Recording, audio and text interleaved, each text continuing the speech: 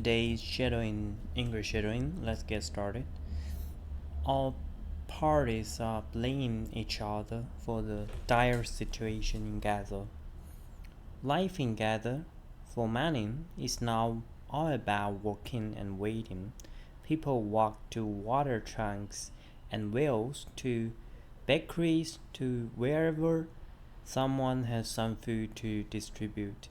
Then they wait, often for hours.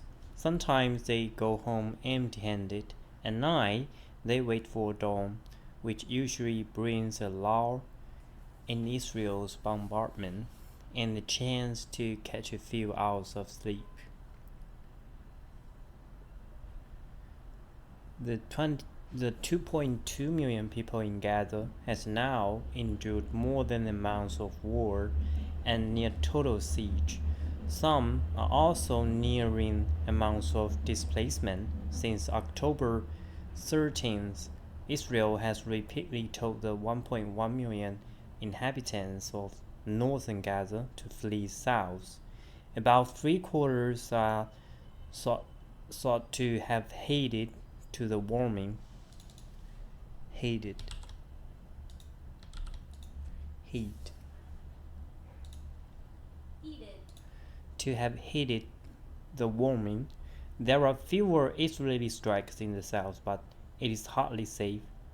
On November 7th, for example, one Palestinian was killed and 9 others injured in a strike on a school in Khan Yunis, the first city south of the evacuation line. Most of those displaced are sheltering in UN facilities, hospitals, and other public buildings.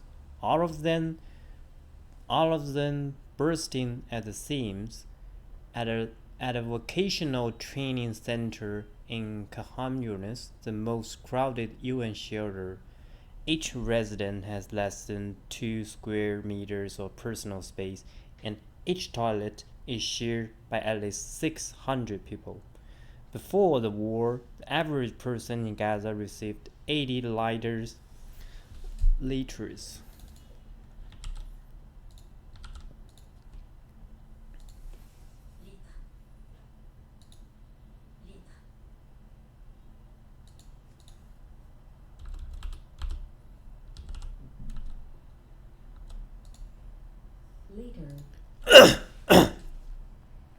Before the war, the average person in Gaza received 80 liters of water a day.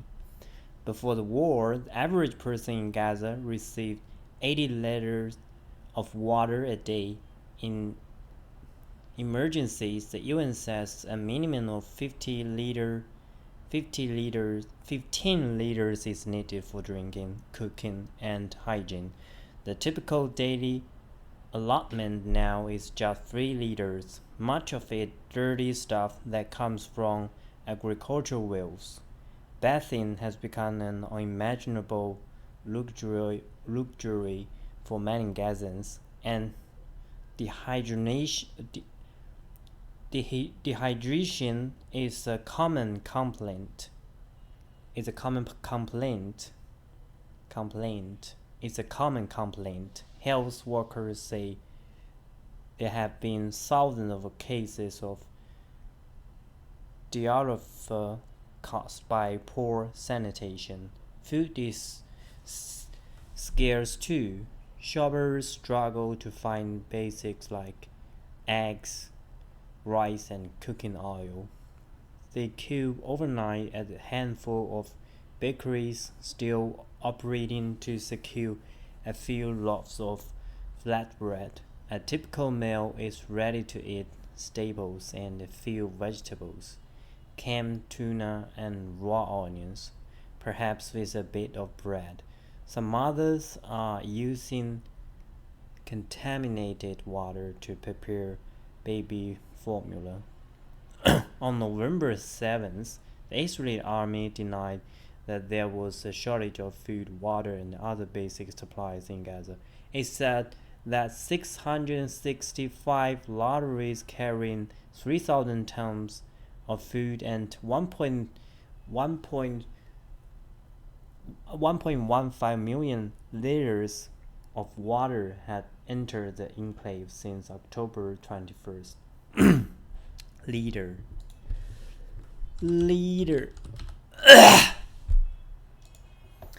On November 7th, the Israeli army denied that there was a shortage of food, water, and other basic supplies in Gaza. It said that 665 lorries carrying 300 tons of food and 1.15 million liters of water had entered the enclave since October 21st, when Israel lifted its veto.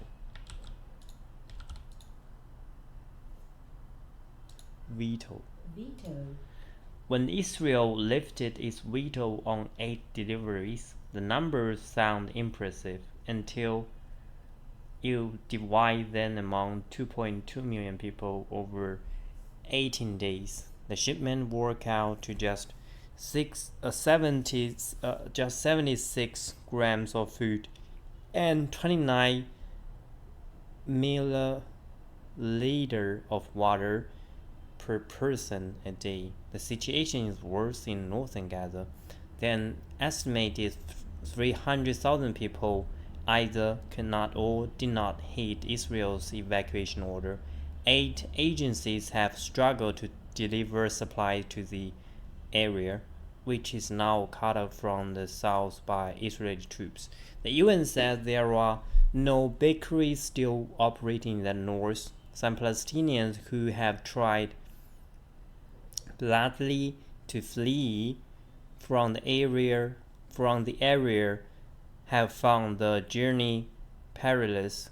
There have been numerous reports of civilians being shelled or bombed while making the war. At a press conference on November 7th, Hamas officials blamed the UN for failing to provide enough aid to Gaza. They made no mention of their own role in starting the war, nor their responsibility for governing the enclave. Their indifference to the misery in Gaza has sparked a few displays of defiance. When Iwad Arbuzan, a spokesman for the Interior Ministry, held a press conference outside Al-Shifa Hospital earlier this month, a man walked in front of the cameras and shouted criticism of Hamas. Such displays are rare. Critics have been tortured and killed before.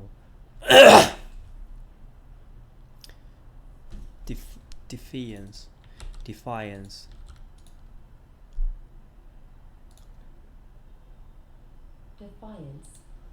At a press conference on November 7th, Hamas officials blamed the UN for failing to provide enough aid to Gaza. They made no mention of their own role in starting the war, nor their responsibility for governing the enclave. Their indifference to the misery in Gaza has sparked a few displays of defiance. When Ayad Arbuzan, a spokesman for the Interior Ministry, held a press conference outside Al-Shifa Hospital earlier this month, a man walked in front of the cameras and shouted criticism of Hamas. Such displays are rare. Critics have been tortured and killed before. At least 34 Palestinian media workers have been killed by Israeli strikes since the war began, according to the Committee to Protect Journalists, a non-profit organization in New York. Journalists in Gaza also say they have received threats from Hamas not to report anything that might be unflattering to the group. If Israel does not kill them, some grumble Hamas will. Most people, though, have no time for politics. They are simply trying to survive and waiting for a ceasefire that seems a long way away. unflirting, unflattering,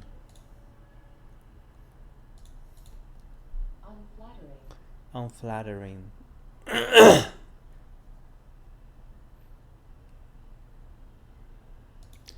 unflattering, unflattering, unflattering, unflattering.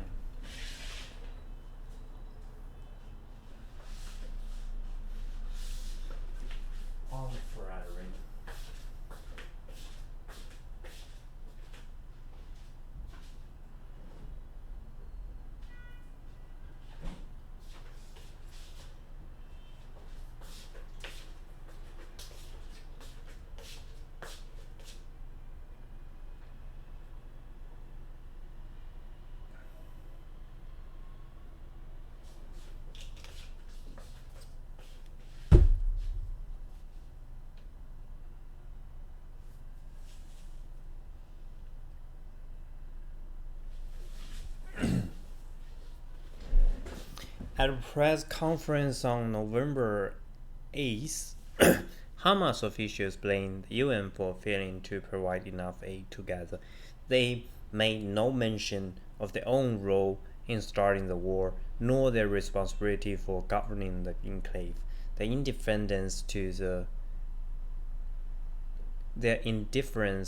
misery in Gaza has sparked a few displays of defiance. When Ayat Arbuzan, a spokesman for the Interior Ministry, held a press conference outside Al-Shifa Hospital earlier this month, a man walked in front of the cameras and shouted criticism of Hamas. Such displays are rare. Critics have been tortured and killed before. At least 34 Palestinian media workers have been killed by Israeli strikes since the war began, according to the Committee to Protect Journalists, a non-profit organization in New York. Journalists in Gaza also say they have received threats from Hamas not to report anything that might be unflattering to the group. If Israel does not kill them, some grumble Hamas will. I think so-called Israel killed these journalists is because I don't think Israel killed these journalists in purpose. They just do the bombardment, and the bomb killed this journalist in accident. So I don't think Israel, the IDF, aimed at this journalists. I don't think they are targeting these journalists. But for Hamas, they know they are targeting these journalists, and they know they are threatening these journalists. So that's the difference.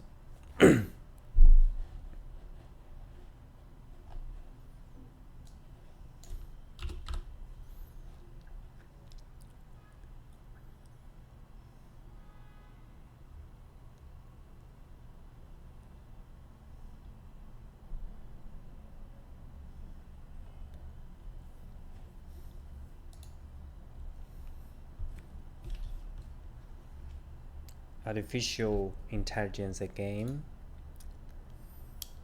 the bubble of technology.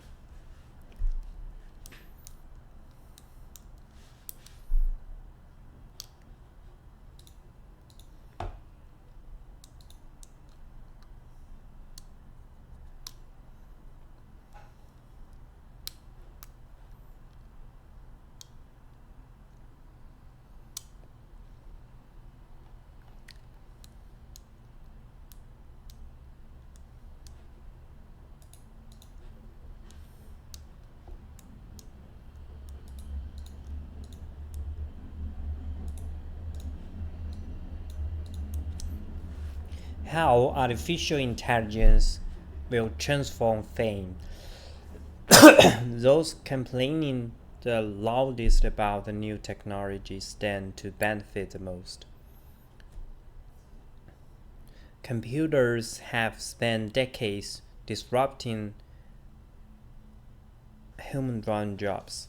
Now, artificial intelligence (AI) is coming for the most glamorous ones. Glamorous. Glamorous.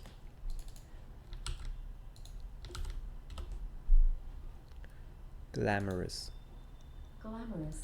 For the most glamorous ones, Hollywood has been at a standstill for half the year and until studios agreed on November 8th to offer striking stars protection from robotic rivals. Living artists were nudged down.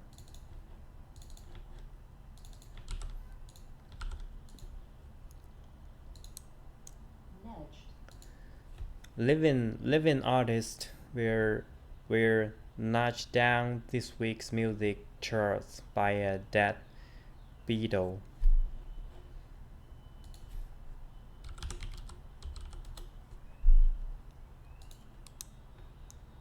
Beetle.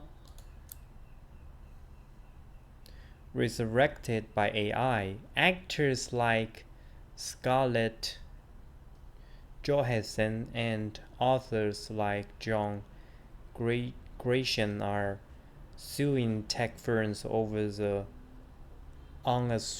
unauthorized use of their image and words. Stars may worry that AI is stealing their work and giving less talented performers the skills to snatch their audience. In fact, the famous folk complaining the loudest about the new technology are the ones who stand to benefit the most. Far from dilating star power, AI will make the big celebrities bigger than ever by allowing them to be in all markets, in all formats, at all times.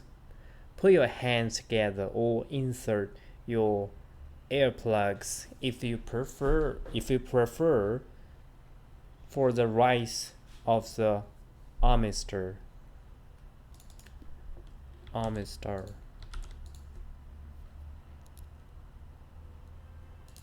This is not the first time that technology has changed the rules of the fame game. People began to talk of stars in the 18th century after the threat of reading made it possible to be truly famous within your lifetime. Films and radio initially seemed like a threat to stars who worried that their live performance would be devalued. In fact, those technologies ushered in the era of the superstar era 纪元 era ushered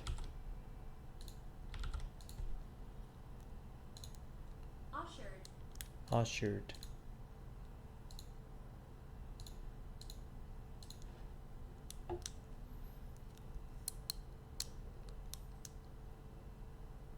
In fact, those technologies ushered in the era of the superstar, a term that caught on in the 1920s. A similar panic greeted the invention of television and led to the last big hardware strike in 1960.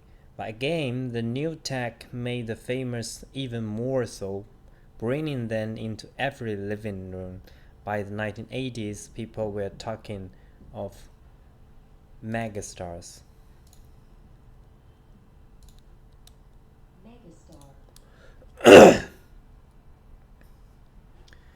As AI generated content flows into the entertainment business, the hardworking folk of Malib are worrying once more that their fame will be diluted in the game. Diluted.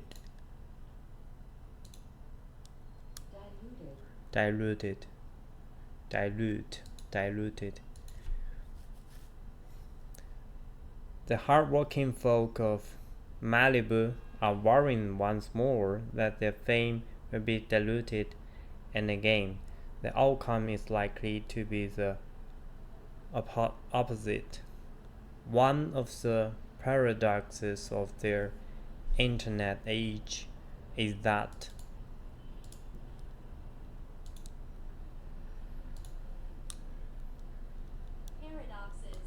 paradox. One of the paradoxes of their one of the paradoxes of the internet age is that even as uploads to YouTube, TikTok, and the like have created a vast long tail of user-made content, the biggest hits by the biggest artists have become even bigger. The number of musicians earning over $1,000 a year in royalty on Spotify has more than doubled in the past 6 years, but the number earning over $10 million a year has quintupled.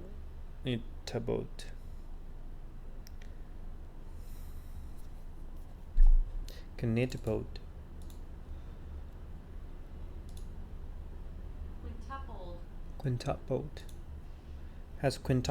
even as niche content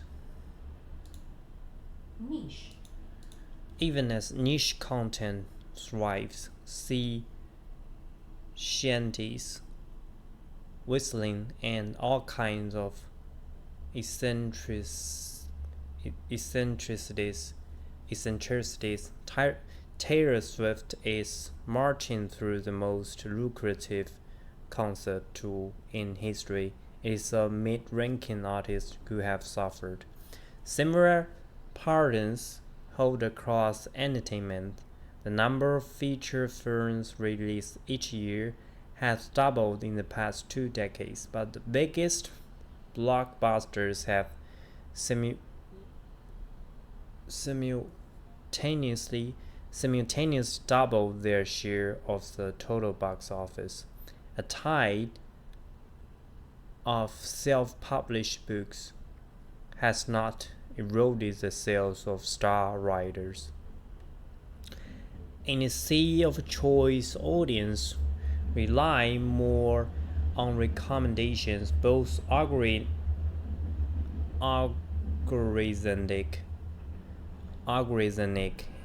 and human, which funnel them to the most popular content. AI promises even more choice and thus even higher search costs for audience who will continue to gravitate to the handful of stars at the top. Gravitate.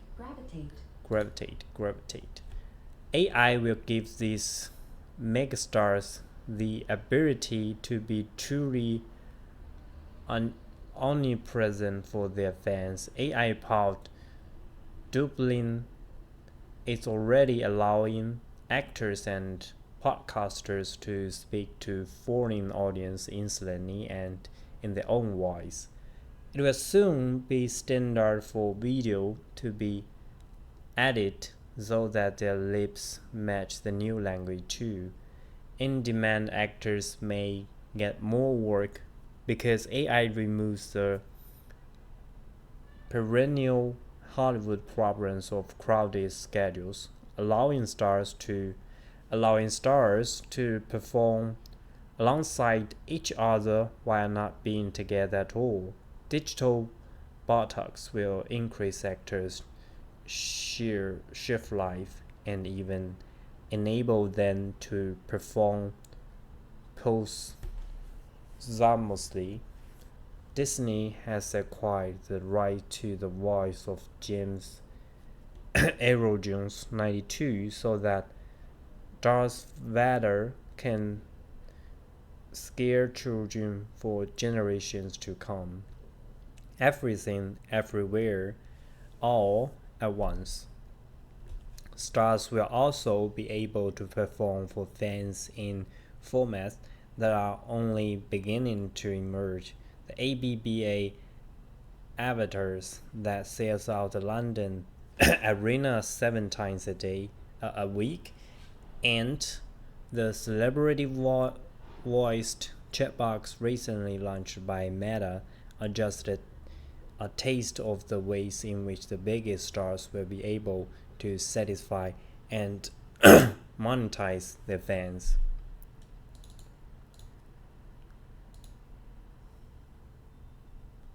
Monetary.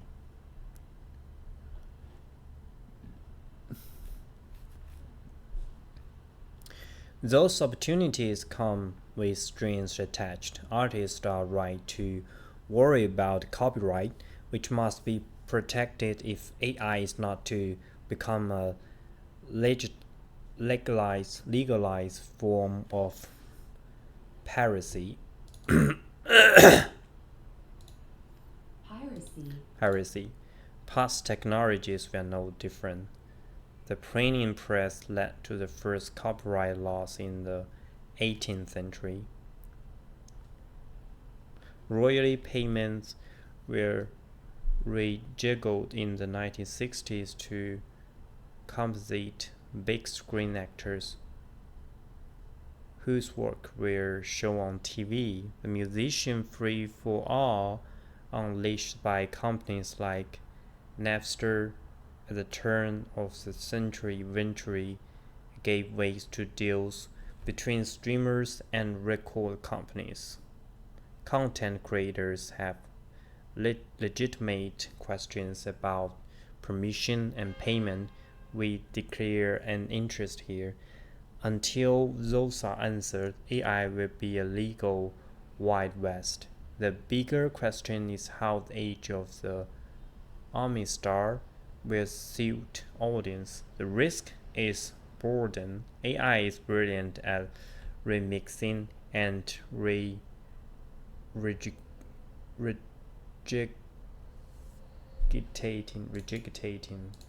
regurgitating Regurgitating.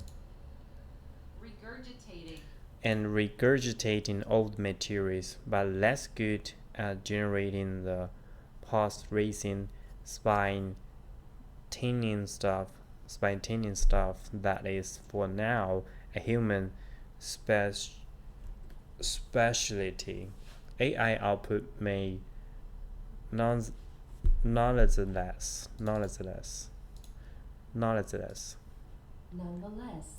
Nonetheless, AI output may nonetheless appear to film studios, record labels, and other creative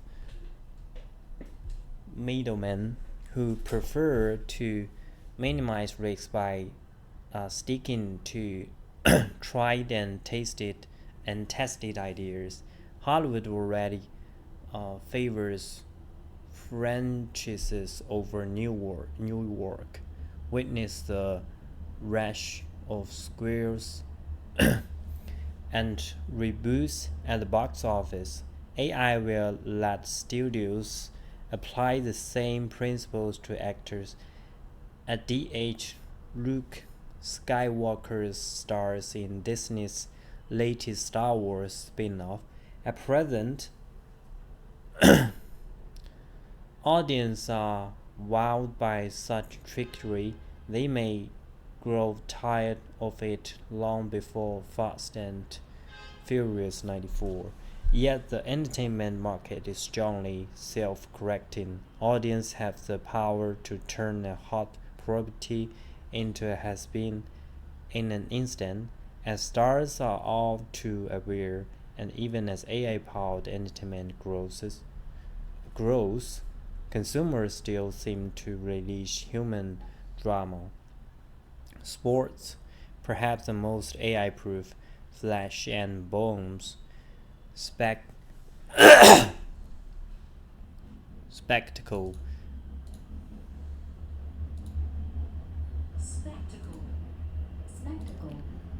fresh and bold spectacle there is, has seen its value to media companies soar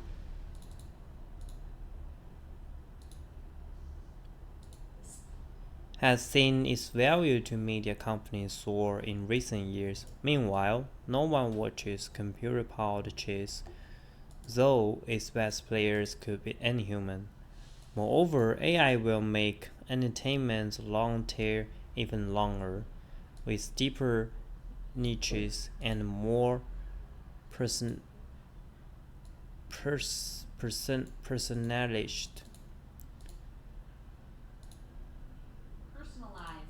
Personalized. AI will make entertainment's long tail even longer, with deeper niches and more personalized content. In the AI age, audience will face heavy bombardment from a handful of army stars, from Taylor Swift to Darth Vader, but it will be easier than ever for them to change the channel. Army star.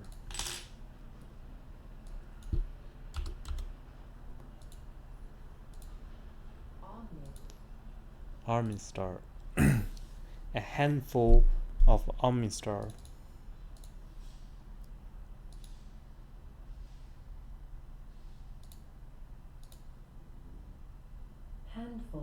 Handful.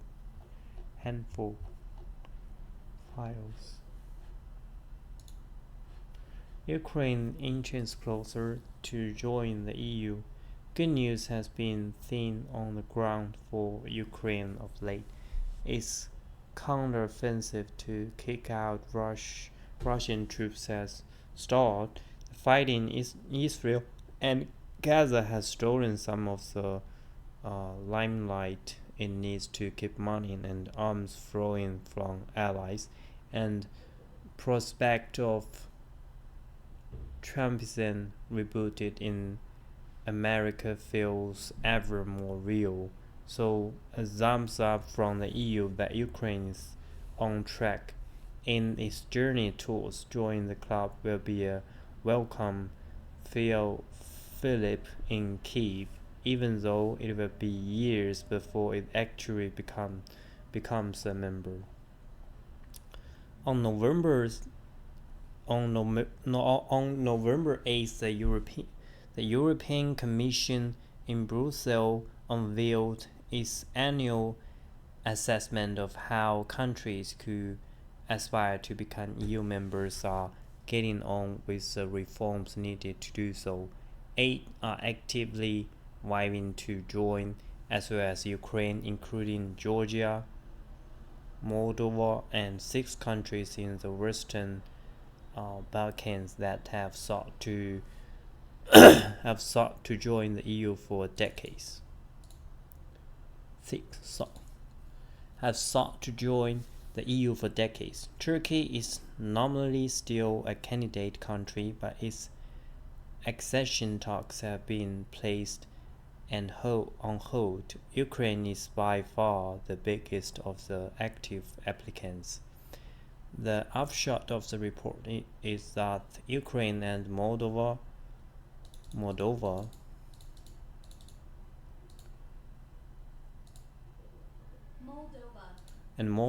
should be given the green light to start formal negotiations to join by the end of the year, once the leaders of the EU's members approve the Commission's recommendation. This would be an upgrade to their previous status as major candidate countries, granted in June 2022. The report is not unambiguously positive. Ukraine is expected to deliver further reforms around the treatment of minorities, the oligarchization and combating corruption as a condition to keep making progress in talks. European officials helping their colleagues in Kiev tick the required boxes have been impressed by the progress made. They are moving forward fast. And not just in the circumstance of a country at war, says one commission official. Nonetheless, it will be some years before Ukraine's blue and yellow flag is flying outside Brussels buildings. A target date of 2030, 2030 floated by Charles Michel, who chairs meetings of EU leaders as president of the European Council, is seen as overly ambitious by many. Negotiations for Croatia, Croatia, Croatia, Cro- Croatia, for Croatia, which in 2013 became the most recent country to join the EU, take 6 years. Council. Council. Part of the problem is that joining the EU requires the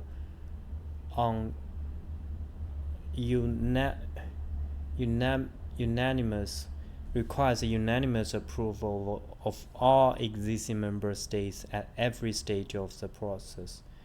Plenty speak of a merit-based process. For example, one that does not offer shortcuts to aspiring member states, a phrase the Commission used to as it unveiled its new report. Nobody wants to allow any new members to join, only for them to renege, only for them to renege on commitment around the rule of law and democratic norms, as has happened notably in the Hungary in recent years. Hungary. So the road to accession will be long. One diplomat estimates that national capitals will have between 300 and 400 opportunities in effect to veto any new joiners. As progress on various metrics is gauged over the years, nobody speaks critically of Ukraine publicly, but some diplomats privately express concern that it will be tricky to grant access to a country that does not fully control its territory, let alone to one at war. Would Crimea be part of the single market? Asks one. A deal to provide Ukrainian agricultural products tariff-free access to the EU at the outset of the war later proved such a burden on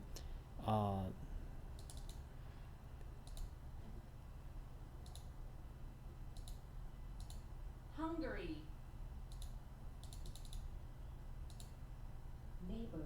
Neighboring countries such as Poland that they in effect blockade exports from their ally. Further similar problems will surely arise as actual membership neared.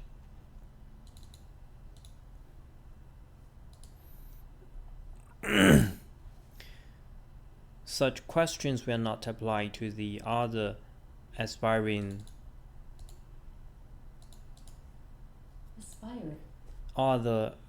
members. These Western Balkans have benefited hugely from Ukraine's efforts to join the EU, which have rekindled the entry idea of enlargement.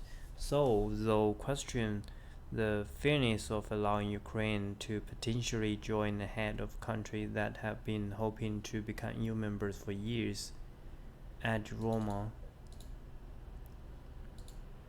The Albanian Prime Minister Albania. Albania Prime Minister have quipped that Balkan countries Balkan countries should declare war on each other to accelerate their own membership talks. More broadly, war on the continent has pointed to the risks of having gray zones, countries that border the EU but are under influence of rivals. Russia has plenty of sympathizers in the Balkans, notably in Bosnia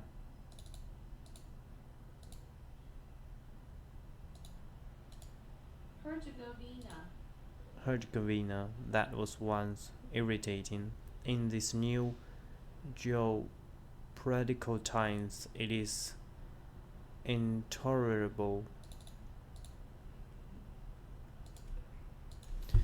Turkey, China, and Gulf states are also seen as encroaching on what the EU now thinks of as its backyard, with offers of aid and investment. The upshot is that vague promises of EU enlargement tomorrow are having to be replaced by concrete negotiating timelines today. Such geopolitical imperatives will not cause the EU to close its eyes to shortcomings in its applicants. Bosnia has been singled out for criticism on matters concerning the rule of law, so although it is a candidate, its detailed accession negotiations have still not begun. Georgia is further behind in the joining process, but now looks likely at least to gain candidate status in December. Tensions between Serbia and Kosovo, its former province, which 5 EU member states do not even recognize as an independent country, occasionally flare up into violence. The hope is that getting them closer to EU membership will give a boost to liberal forces that will improve governance. A last thorny question is how the EU will have to reform to allow up to 9 new members. A union of 27 is already tricky to manage, notably in areas where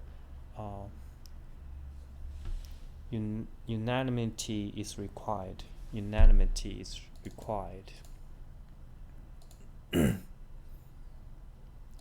Unanimity, notably in areas where unanimity is required, as is the case in matters of foreign policy and setting the EU budget. Recasting the institutions for 36 members will prove tricky.